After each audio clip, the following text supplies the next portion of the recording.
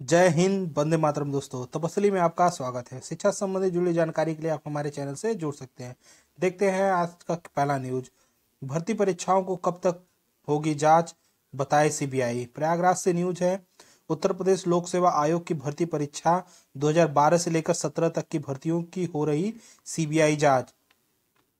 मामले में याचिका पर सुनवाई करते हुए इलाहाबाद हाई कोर्ट ने मंगलवार को नाराजगी जताई है। सोमवार को कोर्ट ने सीबीआई से पूछा कि कब तक जांच करती रहेगी। कोर्ट के मामले में सीबीआई को 1 हफ्ते की जांच स्टेटमेंट रिपोर्ट देने का आदेश दिया है। प्रतियोगी छात्र संघर्ष समिति के अध्यक्ष अवनीश पांडे की ओर से दाखिला याचिका में उत्तर प्रदेश लोक सेवा आयोग की भर्ती परीक्षाओं में हो रही सीबीआई जांच की आपत्ति जताई है। याचिका ने कहा है कि जांच बहुत धीमी गति से हो रही है। याची ने जांच कोर्ट की निगरानी में कराने की मांग की है। मंगलवार को सुनवाई के दौरान कोर्ट ने नाराजगी जताते हुए पूछा कि कितने वर्षों तक जांच होती रहेगी। 5 साल तक जांच होती रहेगी। इस पर सीबीआई के अधिवक्ता ने 1 हफ्ते का समय मांगा है। इससे पहले याची के अधिवक्ता आलोक मिश्रा की ओर से तर्क दिया गया है कि सीबीआई मामले की जांच वर्षों के जांच कर रही है, लेकिन अभी तक कोई भी परिणाम सामने निकल कर नहीं आ रहा है। कोर्ट ने सुनवाई 18 अप्रैल तक तिथि तय की है। इसके पहले उसको रिपोर्ट सौंपनी है सीबीआई को। अगली न्यूज देखते हैं शिक्षा संबंधित क्या है।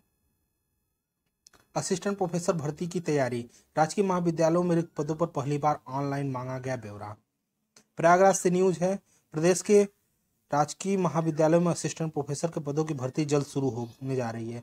उच्च शिक्षा निदेशालय अप्रैल के पहले हफ्ता में सभी महाविद्यालयों के प्राचार्यों से रिक्त पदों का ब्यौरा मांगा है। इसके लिए निदेशालय नया सॉफ्टवेयर तैयार किया है। रिक्त पदों की सूचना मिलते ही निदेशालय की ओर से उत्तर प्रदेश लोक सेवा आयोग यूपीपीसीएस का अधियाचन भेजा जाएगा। अब फिर आयोग की तरफ से भर्ती प्रक्रिया शुरू की जाएगी। उच्च शिक्षा निदेशालय की ओर से भरे रहे 331 अशासकीय सहायता प्राप्त महाविद्यालयों में असिस्टेंट प्रोफेसर के रिक्त पदों का ब्यौरा पहले से मांगा जा चुका है। यह ब्यौरा 5 अप्रैल तक ऑफलाइन उपलब्ध कराने का निर्देश दिया गया है तथा क्षेत्रीय उच्च शिक्षा अधिकारी को ब्यौरा उपलब्ध कराने के लिए प्रदेश के 172 राजकीय महाविद्यालयों को रिक्त पदों का ब्यौरा ऑनलाइन देना होगा। यह ब्यौरा सीधे प्राचार्य भेजेंगे। कॉलेजों के रिक्त पदों का ऑनलाइन ब्यौरा पहली बार मांगा गया है। राजकीय महाविद्यालयों में असिस्टेंट प्रोफेसर के तकरीबन 600 पद खाली है। हालांकि पदों की संख्या सभी 172 महाविद्यालयों में ब्यौरा मिलने के बाद स्पष्ट होगी। ऑनलाइन व्यवस्था लागू होने की प्रक्रिया तेजी से पूरी हो रही है। पारदर्शिता की ओर बढ़ती एक प्रक्रिया है। प्राचार्य को बताना होगा कि उनके कॉलेज में कितने पद स्वीकृत है, उनके लिए असिस्टेंट प्रोफेसर तैनात है, कितने पद खाली हैं। प्राचार्यों को शपथ देना होगा कि ऐसे में पदों की संख्या में हेरफेर कोई आशंका नहीं होगी। उच्च शिक्षा निदेशक डॉक्टर अमित भारद्वाज ने बताया कि रिक्त पदों की ऑनलाइन सूचना के लिए अप्रैल में पहले सप्ताह में पोर्टल खोल दिया जाएगा। अगली न्यूज देखते हैं शिक्षा संबंधित क्या है।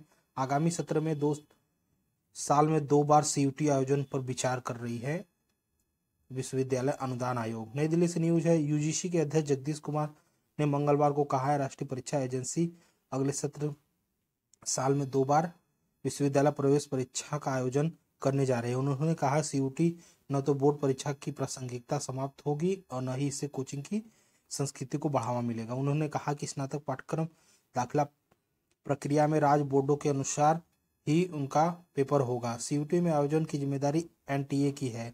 जगदीश कुमार ने एक साक्षात्कार में कहा है कि शुरुआत में इन सालों में सीयूटी 1 बार आयोजन किया जाएगा, लेकिन एनटीए आगामी सत्र में साल में कम से कम 2 बार परीक्षा का आयोजन करने जा रही है। प्रवेश परीक्षा केवल केंद्रीय विश्वविद्यालय तक नहीं सीमित रहेगी, बल्कि निजी विश्वविद्यालय में इसका इस्तेमाल कर सकेंगे। कई निजी विश्वविद्यालय से जुड़े इच्छा जताई है कि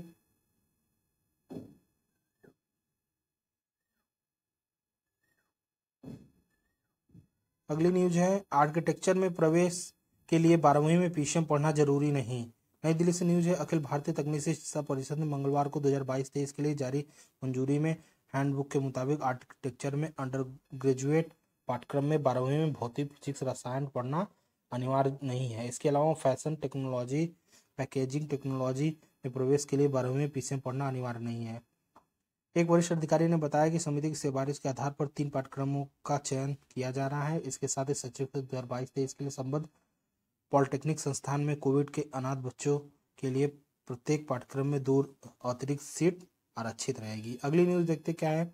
इंजीनियर में दाखिले के लिए पीसीएम फिर जरूरी। नई दिल्ली से न्यूज है। अखिल भारतीय तकनीकी शिक्षा परिषद इंजीनियरिंग में दाखिले के 12वीं में फिजिक्स, केमिस्ट्री और मैथ अनिवार्य विषय न होने संबंधित अपना फैसला वापस ले लिया है। यह सिर्फ 3 पाठ्यक्रम आर्किटेक्चर, फैशन, तकनीकी पैकेजिंग के लिए पीसीएम अनिवार्य नहीं होगा।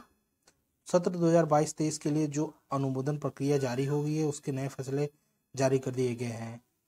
पिछले वर्ष का निर्णय था कि इंजीनियरिंग पाठ्यक्रमों में 12वीं में पीसीएम होना अनिवार्य नहीं था, लेकिन इसके मुताबिक विशेषज्ञ समिति की सिफारिश के आधार पर फैसला लिया गया है कि बीआर, फैशन, तकनीक, पैकेजिंग तकनीक में लेने वाले अभ्यर्थी पीसीएम के अलावा computer science, electronic, IT, biotechnology, information packaging, biotechnology, technical vocational विषय, कृषि इंजीनियरिंग, ग्राफिक्स, बिजनेस स्टडिंग और आंध्र प्रोफेशनल के छात्र भी पात्र होंगे।